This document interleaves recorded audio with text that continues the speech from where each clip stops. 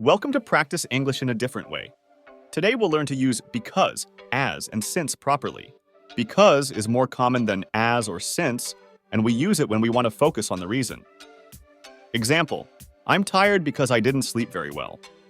When we want to give extra focus to the reason, we can put the because clause at the beginning of the sentence. As and since are more formal than because, and we use them to focus on the result rather than the reason.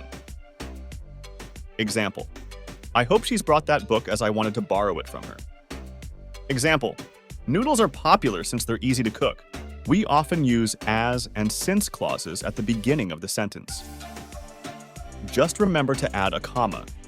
For example, since everything can be done from home with computers and telephones, there's no need to dress up for work anymore. Please join us and subscribe. Please share this video. Thanks for watching. Keep learning. Practice English in a different way.